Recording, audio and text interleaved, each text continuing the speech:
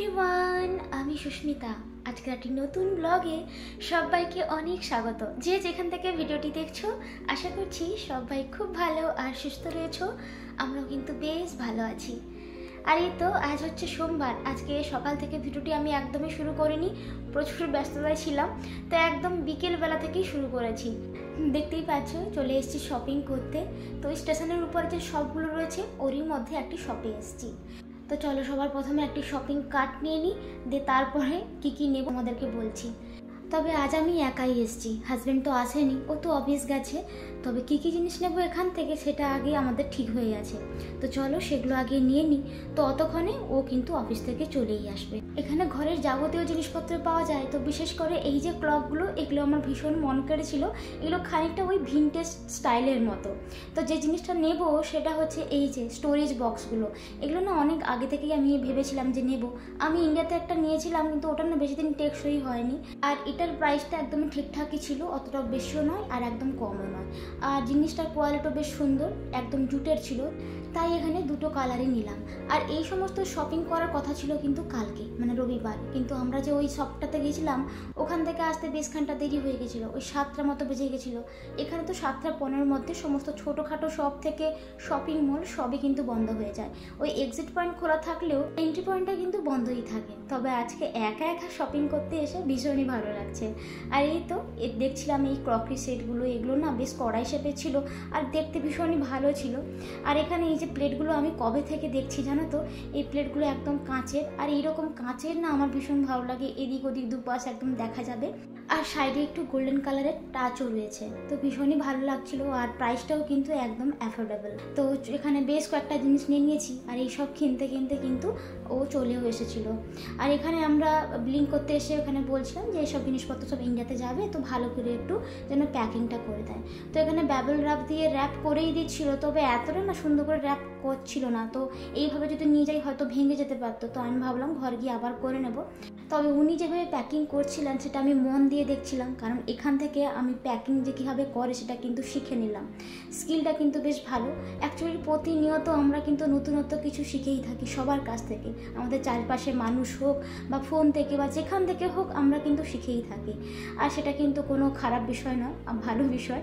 আর আজকে আমি শিখে বেশ ভালোই লাগছিল। দেখা যাক যখন আমি এটাকে প্যাক করবো তখন কতটা করতে পারি। আর ও যেহেতু চলে এসেছিলো, ও আসার সঙ্গে সঙ্গে না ওর প্রচণ্ড খিদে পেয়ে যায়। তো তাড়াহুড়ো করে আমি ভাবলাম একটু মাচা ছিল, একদম শেষই হয়ে গেল আজকে, তো ভাবলাম একটু মাচাই করে দেবো। আর শপিং করতে যাওয়ার আগে আমি একটু গেছিলাম জাদা সিটিতে। তো হাজব্যান্ড ফোন করে বলে দিয়েছিল যে তুমি ওখান থেকে কিছু একটা নিয়ে এসো, কারণ সঙ্গে সঙ্গে কিছু বানানোর হয়তো সুযোগ হবে না, তো এটাই ঠিকঠাক থাকবে। আর সবসময় ওই বিস্কিট চা খেতে তো মোটেও ভালো লাগে না, তো এটাকে কেটে আমি হাফ করে দিয়েছি। আর বাড়িতে না একটুখানি অল্প করে মাখানা ছিল, তো ভাবলাম ওটাই একটু হালকা করে ফ্রাই করে দিই, ওতেই ওর হয়ে যাবে। আর সন্ধ্যাবেলা আমার তেমন একটা খেতে ইচ্ছে করে না, ওর একার জন্য এটা ঠিকঠাক হবে। আর যেহেতু আমরা ডিনারটা অনেকটা তাড়াতাড়ি করি, তো ওই জন্য সন্ধ্যাবেলা কিছু খেলে না আমার পেটটা একদম ভর্তি ভর্তি থাকে আর খুব কষ্ট হয়। তো সেই জন্য সন্ধ্যাবেলা খাওয়াটা অনেক সময় আমি স্কিপ করে দিই। যাই হোক, এদিকে মাখানটা ফ্রাই হয়ে গেছে আর ওদিকে মাথাটা কিন্তু হয়েই গেল। তো ওটাকে গড়িয়ে দিয়ে ওকে দিয়ে আসবো। আর আজকে সব কিছু কাজ আমি একটু তাড়াহুড়ো করে করছি। কেন বলো তো, আজকে ভেবেছি রাত্রেবেলা বসে বাকি যে 4টা ব্যাগ রয়েছে সেগুলোকে আমি একদম প্যাক করে দেবো। কারণ ও অফিস থেকে এসেই না একদম টায়ার্ড হয়ে পড়ে। আর এখন ওই ভোর 5টা থেকে ওকে উঠে 5:45-র মধ্যে ওকে অফিসের জন্য রেডি হয়ে বেরিয়ে যেতে হয়। তো আস্তে আস্তে অনেকটা টায়ার্ড হয়ে যায়। তো আজকে ভাবলাম কাজটা আজকেই করে নিই। আর ও থাকতে থাকতে কাজটা করলে না অনেকটা সুবিধে হয়, কারণ ব্যাগ প্যাকিং এ তো আর নিজের দেশের মধ্যে কোথাও যাচ্ছি না, একটা দেশ ছেড়ে আর একটা দেশে যাচ্ছি। তাই কোনো জিনিস যেন ভুলে না যাই। আর প্যাকিং করার সময় ও যদি আমার পাশে থাকে আমার অনেকটাই সুবিধে হয়। আর মিলেমিশে কাজটা করতে তো বেশ ভালোই লাগে। তো তার জন্য এখন একটু তাড়াতাড়ি করেই সমস্ত কিছুটা করার চেষ্টা করছি, যাতে সময়ের মধ্যে সবটা কমপ্লিট করতে পারি। আর এই তো এদিকে ডিনারে আজকে হবে আলুর পরোটা। মানে ও বিকেলবেলা আমাকে ফোন করে জানিয়ে দিয়েছিল যে তুমি আজকে কিন্তু একটু আলুর পরোটা করো, অনেক দিন খাওয়া হয়নি তাই। তো আলু না কটাই ছিল, আমি সবটাই সেদ্ধ করতে চাপিয়ে দিয়েছি। আর এদিকে ভাবলাম ততক্ষণে আমি আটাটাও কিন্তু মাখিয়ে রেখে দেবো। আটা মাখানোর সময় আমি কিন্তু কোনো রকম ময়াম দিই না, মানে তেল দিয়ে মাখাই না। আগে আমি ডাইরেক্ট কিন্তু একটু নুন দিয়ে যা যেমন আটাটা মাখাই রুটি করার জন্য তেমনটা মাখিয়ে কিন্তু রেখে দেবো। এটা প্রায় আমি ওই 45 মিনিট কি 40 মিনিট মতো রেখে দেবো। ততক্ষণে আলুটা সেদ্ধ হয়ে আলুর পুরটাও কিন্তু একদম রেডিও হয়ে যাবে, আর বাকি কাজগুলো আমি মাঝখানে কমপ্লিট করে নিতে পারবো। আর আটাটা এতটা নরম হয়ে যায় যখন সেঁকি না, বেশ সুন্দর লুচির মতো কিন্তু ফুলতে থাকে। আর এই দেখো আটাটা কিন্তু মাখানো হয়ে গেছে। লাস্ট মুহূর্তে না আমার বরমশাই মেখে দিয়েছে, কারণ আটা যখন একটু বেশি করে মাখতে যায় না, আমার হাতের তালুতে বেশ যন্ত্রণা করে আর কি। আর এই ডোটা তৈরি করেছি নর্মাল যে রুটির ডোটা হয় তার থেকে একটু নরম, তো ওটাকে রেখে দিলাম। আর এদিকে বেশ কয়েকটা বাসন পড়েছিল, এই যে সন্ধ্যাবেলা খাওয়া দাওয়া হলো আর ওর যে টিফিন বক্সগুলো সেগুলো সব রয়েছে, তো এগুলোকে রেখে দিয়ে তারপরে কিন্তু বাকি কাজকর্মগুলো করতে যাব। আর আমার রান্নাঘরের এরিয়াটাও কিন্তু অনেকটাই ছোট, তো বাসনপত্র এভাবে পড়ে থাকলে কাজ করতে কিন্তু ভীষণ অসুবিধা হয়, আর আমার নিজেরও কিন্তু একদম ভালো লাগে না, তাই সময় করে আমি এভাবেই একটু একটু বাসন কিন্তু মেজে নিতে থাকি। যাই হোক, আমি একটা কথা বলতে চাই, তোমরা প্রতিদিন আমাকে এত সুন্দর সুন্দর কমেন্ট করে এত ভালোবাসা দাও, তোমাদের প্রত্যেককে অসংখ্য ধন্যবাদ, অনেক অনেক ভালোবাসা আমার তরফ থেকে, কারণ তোমাদের ছাড়া কিন্তু আমি একদমই অপূর্ণ। আগে তো আমি সপ্তাহে কি 2-3 বার হয়তো ভিডিও দিতাম, তোমাদের রিকোয়েস্টে তোমাদের বলার পর আমি কিন্তু এখন প্রতিদিন দেওয়ার চেষ্টা করি, তাও হয় না, মাঝে মধ্যে স্কিপ হয়ে যায়, তবে এই সব কিছু কিন্তু তোমাদের ভালোবাসার জন্য। তাই তোমাদের একটা কথাই বলবো, এভাবেই তোমরা কিন্তু আমার একটু পাশে থেকো, যাতে আমি সামনের দিকে আরও এগিয়ে যেতে পারি। তোমাদের ছাড়া আমি কিন্তু একদমই অপূর্ণ। আর ইদানিং কয়েকদিন আমি বাড়ি যাবো বলে এই যে প্যাকিংয়ের জন্য ভীষণ একটা ব্যস্ততার মধ্যে রয়েছি, আরও ঘরে কাজকর্ম তো রয়েছে, তাই হয়তো সময় মতো তোমাদের পরিবারে যেতে পারছি না। তবে তোমরা কিন্তু আমার উপরে ভরসা রাখতে পারো, আমি কিন্তু ঠিক সময় করে চলে যাব তোমাদের পরিবারে। তোমরা আমার উপর একটু বিশ্বাস রাখো, কেননা এখন ভীষণ ব্যস্ততার মধ্যে রয়েছি, ঘর গোছানো, প্যাকিং করা, তো সব কিছু নিয়ে আমি এখন একটু এলোমেলোভাবেই রয়েছি।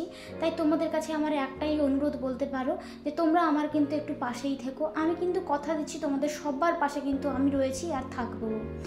আর যাই হোক, এদিকে এই যে আমার আলু আর পেঁয়াজ কিন্তু অলরেডি শেষই হয়ে গেছিলো, তো সেই ভেবে আমি কিন্তু বিকেলে আজকে আলু আর পেঁয়াজটা নিয়ে চলে এসেছিলাম, তো ওটা রেখে দিলাম। আর এদিকে পেঁয়াজটা ভেজে নিয়ে এখানে একটু ম্যাগি মশলা শুধু ব্যবহার করেছি, আর কিন্তু কিছুই দিইনি, এতেই কিন্তু স্বাদটা অসাধারণ হয়। আর এতে যদি একটু ধনে পাতা পড়তো আরও বেশি ভালো লাগতো, আমার কাছে ছিল না তাই আমি দিইনি। তো এদিকে একটু নাড়াচাড়া করে নিলাম আলুটা দিয়ে।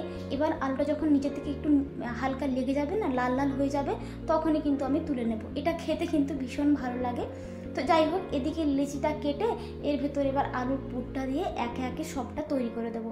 একদম গরম গরম আছে, হাতেও কিন্তু বেশ গরম লাগছে।